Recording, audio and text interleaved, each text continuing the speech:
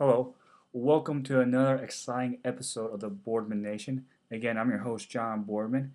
And this past weekend, I was quite busy and was thinking about what episodes to do. And tonight, I decided to talk about the incident of UFC 130, which I'll entitle this episode The Rampage Incident.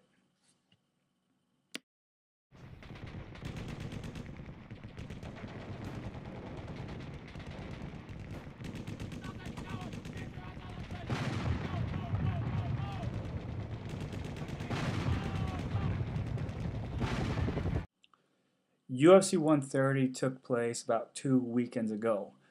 In the main event, it had Rampage Jackson against Matt Hamill, who Rampage defeated unanimously. And the drama picked up after the post-fight interview where Rampage was interviewed by a female reporter, and he ended up saying things.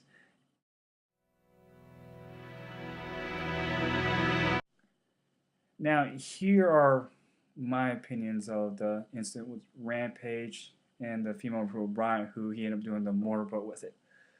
Personally, I thought it was funny because there was no script to it, and he just went out and did it.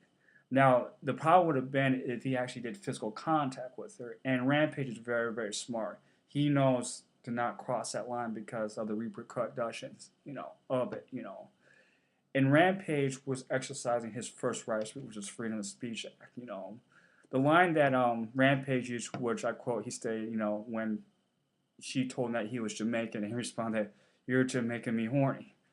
Now, I guarantee you that line in a club would be considered, oh, he's just hitting on her. Whereas Rampage did it, he did it out in front of the public, and people would think, oh, it comes out sexual harassment. But in reality, there's no difference to it. Now, if Rampage would have forcefully came himself onto her, or start pulling himself to her, now that would have been a problem right there. Obviously, that would pretty much end his career. And Rampage, being smart, did not cross that line. And it goes to the situation like this. I mean, you look at the airports. People are constantly getting sexually harassed by the TSA.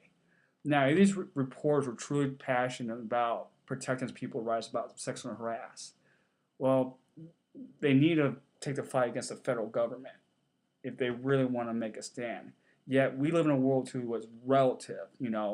We're okay, the government's gonna be doing TSA, yet here's Rampage, expressing his freedom of speech, then people get an uproar about it.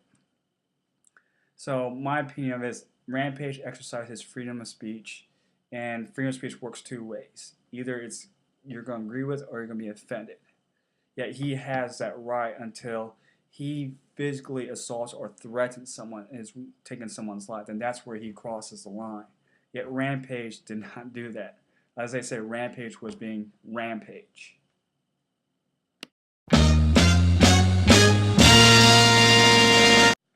Now, here's my opinion of the Rogan comment, and this goes along the same way as Joe Rogan.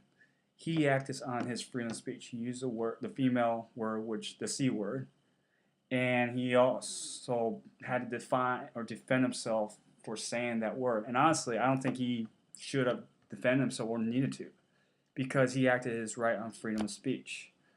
Freedom of speech works two ways. Now, let's play a little devil's advocate. Let's say like Joe Rogan was commentating on a UFC fighter who happens to be a born-again Christian. And let's say like Joe Rogan made some sort of slur remark toward Christianity. Now, do you think people would have been upheaval about it? No, they will let it slide. Because here's the truth of it. No one gets more ridicule and ignored of it than Christians. It's a known fact.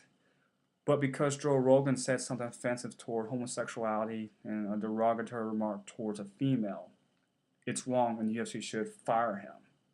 Whereas Joe Rogan acted on freedom of speech. Now, people need to go back to the Bill of Rights, the First Amendment. Our founding fathers purposely put that there as the freedom of speech because that gives people the freedom to say and express their ideas. Even if you don't agree with it, or it could be the most outrageous or most ridiculous thing that you ever seen. Even though it's that person has still that right to say it. And you could choose to agree or disagree with it. Now, that's my opinion about the incidents of UFC 130. And again, thank you for tuning in a short episode of the Boardman Nation.